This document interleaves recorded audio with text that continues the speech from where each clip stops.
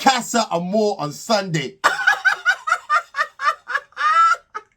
Let's go. Let's go. Listen, yeah, this show was starting to get stale. We need some new characters injected in here. It was starting to look drier than flipping Kai's lips, drier than Olivia's neck back and them things there. We need a revamp and we need it now. We need some energy. I need some energy. Listen, I'm ready for this. I'm not sure if Shaq and Tanya are ready though. I'm not sure, because this might be like a Squid Games and them things there for them. It might take them out the game like a bad injury and them things there. Because, yo, there seems to be cracks in them things there appearing. And when I'm talking cracks, I'm not talking about a builder's batty and them things there. There's a lot... There's a lot of crazy cracks appearing. And I, personally, I'm looking at Tanya with a side eye. I swear down. Looking at her with a funny eye like running them things there. Trust me, because...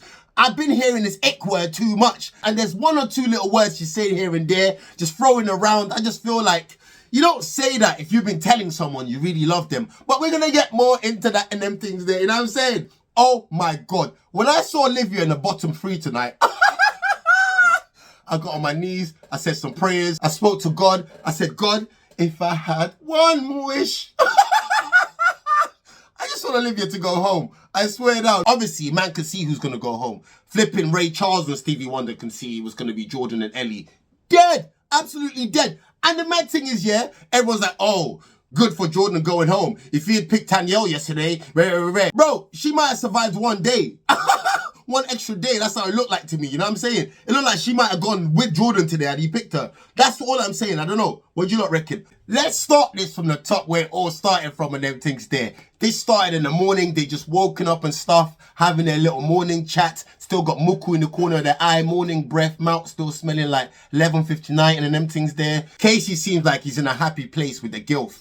With this Granny Smith and them things there. He's loving it, new thing, Lana drama behind him and them things there. He's on some Mary J. No more drama in my life. That's what he's on right now. He's happy and I'm happy for Casey because he got mugged, pied, Linda McCartney.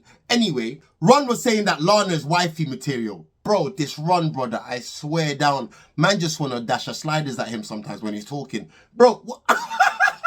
Wifey material. This is how you treat someone who's wifey material. The guy is a wallard. Wallard. I'm telling you. Anyway, yeah. Shaq calls Ron for a little one-to-one chat because obviously everyone knows they ain't been seeing eye to eye. And in terms of Ron, like eye to eye.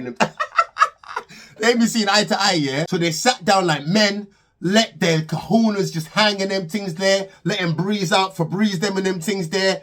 And they said, you know what? Shaq said to Ron, he said, do you know what? We were really close, obviously. But now when man sees you around the yard, man just wants to, man just wants to bite you. And he didn't say that. He said there's been a divide between them, like a partition and them things there. There's been a bit of friction. And he said it's because he really, really cares for Lana.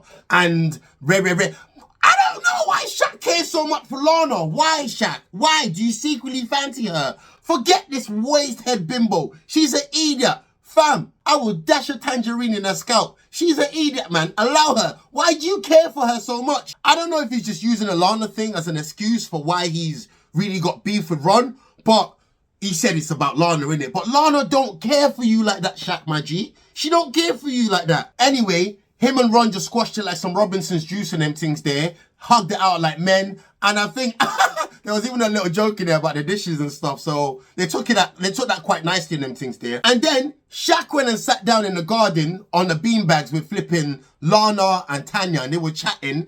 And they kind of pulled him up on the whole Ron situation. And Tanya's saying to him, you shouldn't have been running him down like that, like he owes you change and them things there. Running him down like Primark security. Like, for what reason? Dishes, leave it, allow it, just cool, settle, do what you're doing. But basically in that conversation, she was just backing Ron. She's saying Shaq was over the top. He shouldn't have acted the way he did and all that stuff. And Lana was obviously there. Lana and Tanya, they were both doing a double teaming thing on Shaq. Shaq obviously backed himself. He said all the boys felt the way he felt, that he was one that just vocalized it. And Tanya was like, you know what? Sometimes certain things you just don't need to say. You don't need to be that person that says that stuff, you know what I'm saying? Which I kind of do agree with Tanya about and stuff, yeah?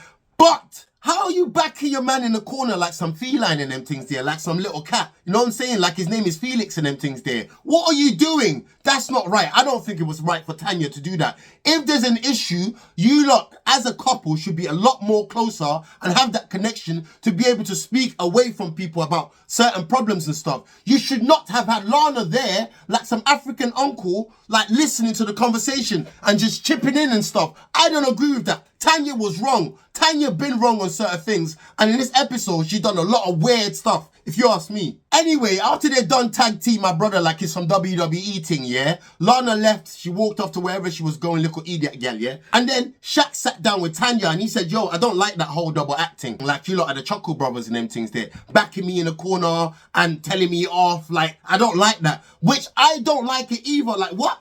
What do you think this is? And you can see he was mad because the camera zoomed in on him and his nose was flaring up, flaring like them 70s trousers and them things there. Flaring like a jet rocket. He looked like he was about to take off. Shaq was mad. I can understand why he was mad. Tanya was out of order. Then they got a text. They went out of the villa, had some little lunch, a little girls' lunch. They sat around the table like some loose women, some loose heifers and them things there. They went on the table but flipping seaweed and stinging nettles. But they were just discussing their relationships and like, imagine. Elle said there's no connection with Jordan. She said there's no connection with Jordan. She's not feeling him. He's dry. Bro, and I just think, yeah, I do think Elle likes black guys and stuff, yeah, but I just think this Jordan guy, he's drier than a crocodile's toenails and them things there. I just think he's just, you know what I'm saying? This Lana gal, I swear down, the gal is an airhead. Bro, how can you believe in Ron like this? She backs Ron so much. This gal, I can't believe her. She literally just dived in both feet and them things there. No safety gear. She proper believes in Ron. She believes in him like a holy book or something. Bro, One Eye Willie. Olivia just sat there at the table looking like a flipping bald eagle, puckering her dry, hairy lips. Like she was talking, but whenever she talks, it goes in one ear and out the other. Bro, that gal.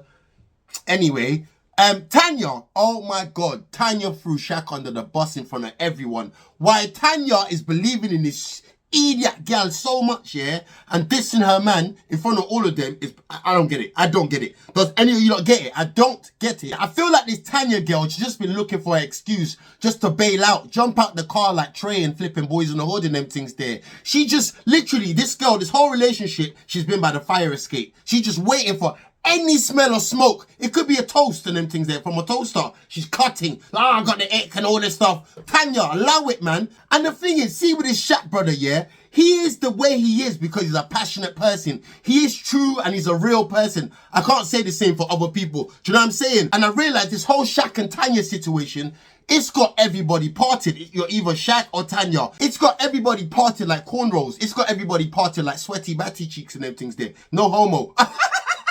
Do you know what I'm saying? People are saying Shaq's displaying flags that's redder than the China flag and them things there. They're saying Tanya should run like diarrhea. And you know what? I feel like, personally, Tanya is the problem. I feel like she's the problem. Shaq really, really has points. Yes, the way he goes about maybe sorting out certain problem might not be like orthodox and might not be like the best way and stuff, yeah?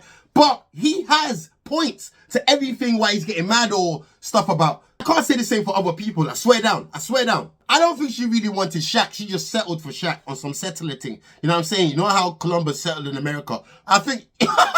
I don't think she really wanted him. She ain't got no choice. There's no choice. Both of them ain't got no choice. Shaq might have one or two more choices, but I don't think Tanya's got choices out there. Then the girls came back from their little brunch and all that stuff after they finished gossiping about Shaq. Shaq was the main topic of that whole brunch thing, yeah? They came back, even when they came back here, and this gilf, the old woman, Claudia, was talking to Casey about how the thing went. Casey was like, oh, what was the topic? What's going on? She's like, oh, we were just talking about Shaq and rare. And again, I just feel like Tanya shouldn't have done that. You are disrespecting your man to these dumb ostriches, to these dumb heifers and them things there.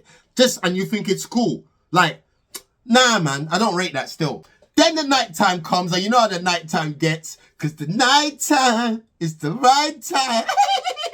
Anyway, in the nighttime, yeah, you know how everyone goes up into a little corner and they start having their chats and stuff, yeah? Shaq and Tanya.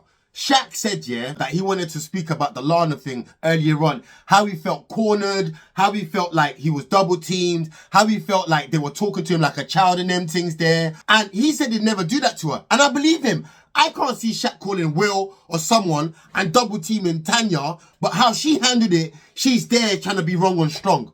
Tanya, what's wrong with you? She's saying if she had to do it again, she wouldn't do anything different. She would do the whole thing the same again and talk to him like that with Lana there, president and stuff.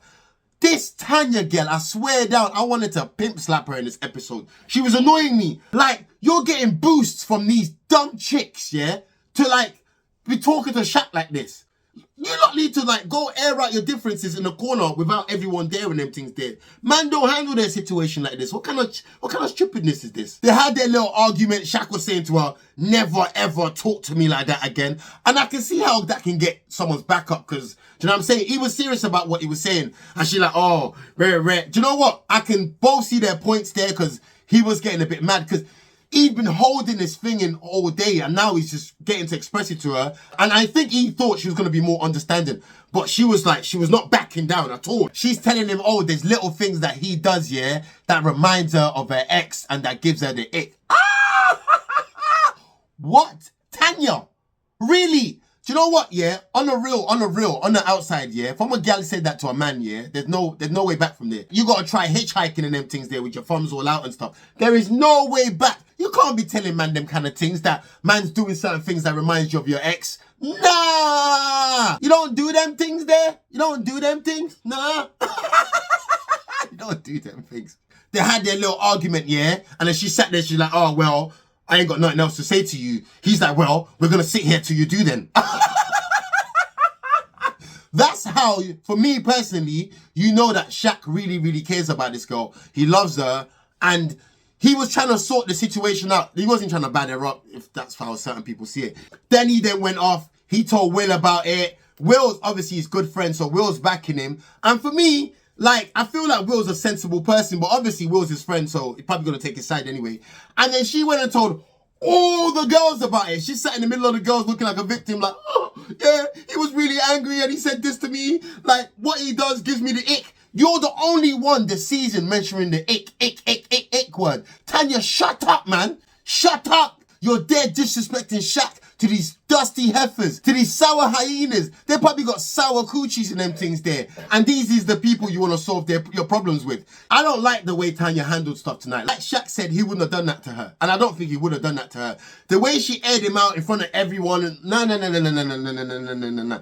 And you know what? And I know we're all still going to be divided on this topic, but I'm Team Shaq. I'm sorry. Tanya been looking to Belle. If everyone wants to be honest with themselves, yeah, from one day, when you look at these people's relationships, yeah, from day one, if you had to ask yourself the real question, who out of these two people would stray? Who would you say? Tanya, right? That's how you know her heart wasn't fully in it. You know what I'm saying? Then afterwards, yeah, Shaq was sitting on his ones, just reflecting on things. Then Tanya came to him and said, you know what? She felt sorry. I think she realized she effed up. You know what I'm saying? And she tried to retract what she said about her ex and all these things and all that stuff. Like, oh, I really love you. I care for you. That's why I said all these things. Like, you can't take it back. You can't take it back like an Indian giver and them things there. You said what you said. And as a man, that stuff's going to stick in your mind. There's certain things as men, yeah, that women don't understand. The male ego is mad fragile. And once it's bruised, yeah, I'm not going to lie, it's very hard to repair. Once it's bruised by certain things, your ex and all that, it's very hard to repair. And we're going to see. We're going to see what happens in Casa, innit? Do you know what I'm saying? Anyway, guys, let me know what you think about this episode. Obviously, there was the public voting at the end where 3 couples was at the bottom. It was Olivia and Kai, Elle and Jordan, and Sam and Tom. And obviously, you know who's gone home, innit? Sayonara. Don't let the door hit you on the way out of them things there. Hit the road, Jack. Don't you come back no more. I'm joking. They gone home. You know what I'm saying? Good riddance anyway. But yeah, Casa Amor. Bring it on. Come on, let's go. Guys, see you on Sunday. Have a good weekend, guys. You know what I'm saying?